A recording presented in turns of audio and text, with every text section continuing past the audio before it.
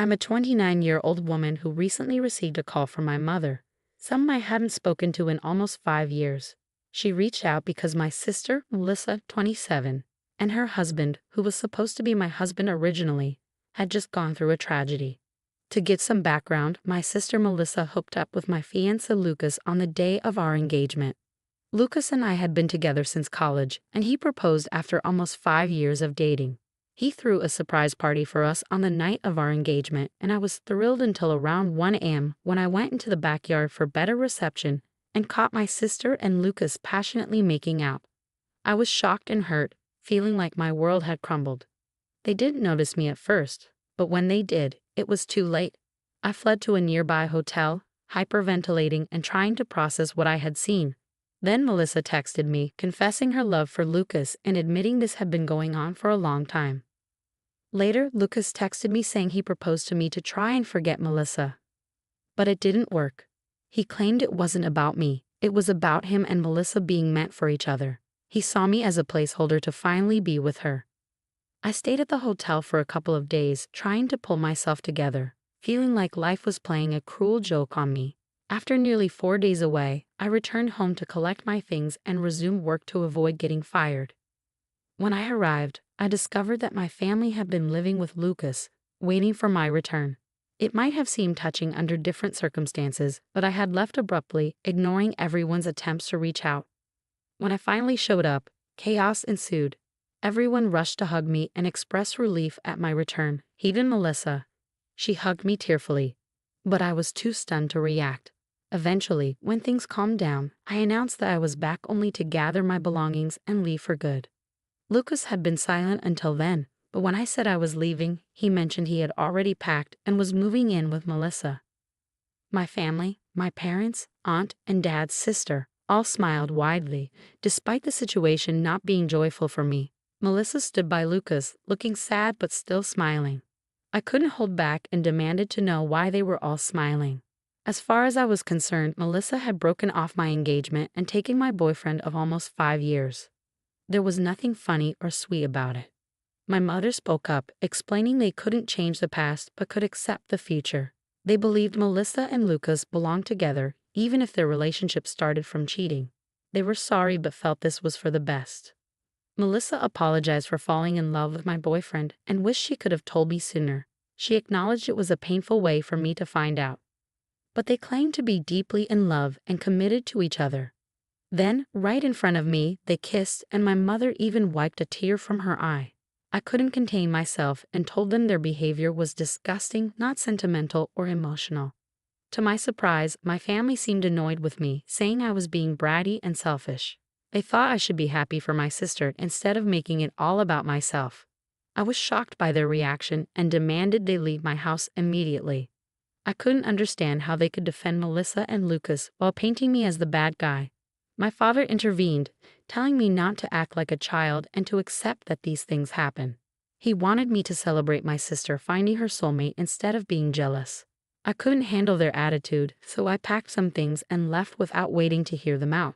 They called after me, but I felt they cared more about Melissa's happiness than mine or what was right. They were so focused on justifying Melissa's actions that they forgot about my feelings. After that, my family tried to reach out several times, but I never responded.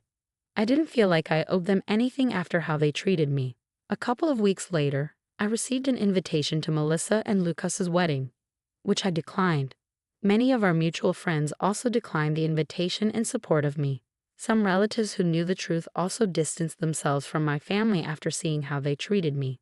It's been 5 years now, and I've essentially cut my family out of my life completely. They occasionally try to reconnect, sending well wishes on my birthday or New Year, but I always ignore them. I didn't block them, but I removed them from my followers and friends list on social media. I wanted them to see that I was living a great life and maybe feel jealous. It was petty, but it felt like the least I could do after everything they put me through. Until recently, I had no idea what they had been doing in the past few years. Then, about 4 days ago, my mother called me from an unfamiliar number. I almost hung up immediately, but she sounded desperate, so I reluctantly agreed to talk for a couple of minutes.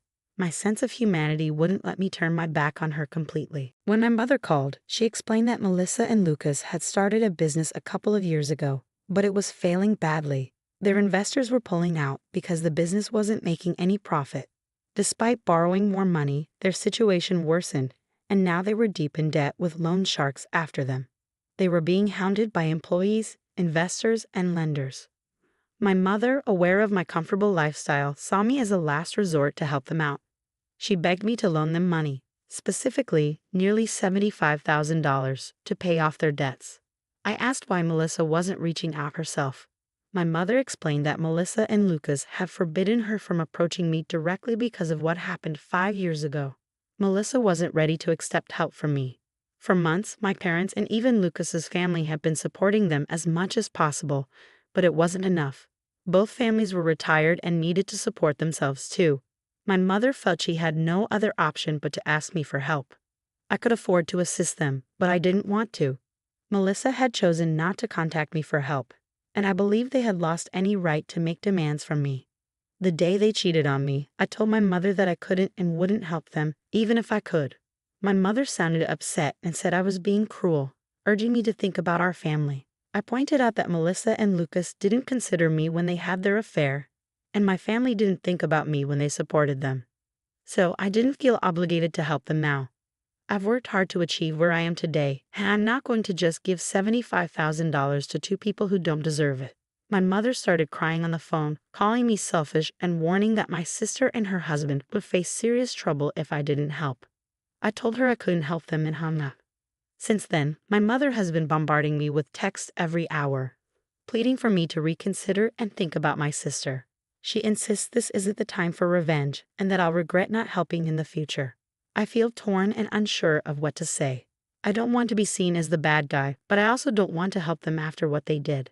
Am I the asshole for refusing to financially help my sister after she stole my fiancé 5 years ago? Update 1.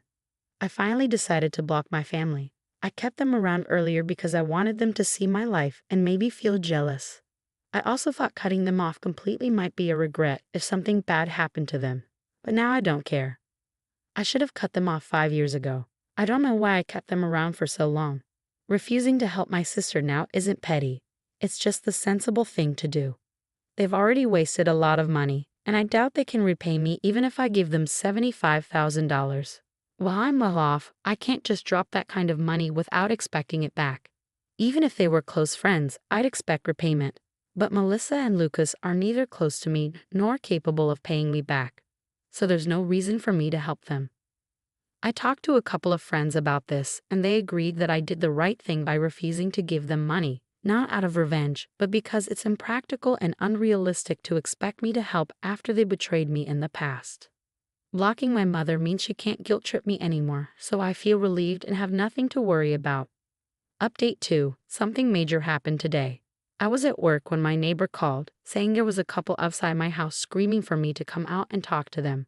My neighbor thought they seemed unstable and had been causing a scene for about an hour. I asked for a description, and deep down, I knew it was Melissa and Lucas. I rushed home immediately because I couldn't risk them getting inside. Luckily, I arrived in about 15 minutes and caught them trying to pick the lock on my door. I confronted them, asking what they were doing. I tried to call the police, but Lucas knocked the phone from my hand before I could. Melissa told me they were just here to talk and didn't want anything from me. Well, not right now, at least. I agreed to talk but insisted it be outside in the yard. I didn't feel comfortable inviting them into my home given the tension. They agreed, which was a relief. Melissa started explaining that my mother had informed her about my phone call and how I had ignored subsequent texts and blocked them all. He told me my behavior was unfair and that I should have moved on by now, 5 years later. He'd accused me of seeking attention from my family with dramatic acts. Melissa said she felt insulted by my refusal to help them and came to discuss it. She mentioned that while she managed to gather money this time by selling their house and jewelry, she might need more in the future. She needed to rely on me for that support. I bluntly told her she couldn't count on me under any circumstances because I despised her and her husband. I was furious and expressed how much I hated them. I was so angry that I mentioned it took a lot of effort not to hit her. Then Lucas insisted I sign a document promising future financial support. I refused, knowing it wouldn't be valid if I was coerced into signing it. I told them both to leave, but Melissa pushed me, saying I owed it to them as family and couldn't run from my responsibilities. I was shocked by her actions and nearly resorted to violence. Instead, I grabbed my phone, which had fallen, and ran to my car. I sped off without looking back. They stayed at my house as I drove away, which was unfortunate for them, but I didn't stop to check. I decided to call the police and report what happened. When I returned home, the police had already arrived within 20 minutes. I explained everything, and they arrested Melissa and Lucas. I knew the charges might not be severe, but it was worth it to have them removed from my life. It's been a couple of hours since then, and I haven't heard from anyone in my family. I expected someone to reach out by now, even from different numbers. But there's been nothing. I'm guessing they're either done with the situation and won't bother me again, or they're waiting for things to calm down before trying to contact me. Update 3. Hi everyone, so it's been about a week since my last update. I had started to think that my family might leave me alone after I called the police on Melissa and Lucas. But unfortunately, I was wrong. Just yesterday, my parents showed up at my house, asking if they could talk to me. They seemed more humble and less arrogant than Melissa and Lucas, so I allowed them in. My mother started crying as soon as she entered and apologized for ever taking Melissa's side over mine. My father explained that after hearing about Melissa and Lucas's arrest and their behavior towards me, they couldn't see them the same way. They decided to cut them off. My mother continued crying while my father expressed regret for not supporting me when I was the victim. While I appreciated my parents finally coming to their senses, I explained that it was too little, too late for things to improve. I had become accustomed to living life on my own terms and didn't want to prioritize my family over myself anymore. Despite their visit and apology, I couldn't promise to work on rebuilding our relationship because I didn't see the point in salvaging something that felt irreparably damaged, even if it was with my parents. They protested a bit, suggesting we could fix things if we wanted to, but my reluctance was clear. I no longer wanted to try. I expressed my respect for their efforts, but reiterated that I was done with the relationship. They seemed disappointed but eventually left, asking if I could at least unblock them to stay in touch. I've unblocked my parents, which feels odd, but I've made my decision.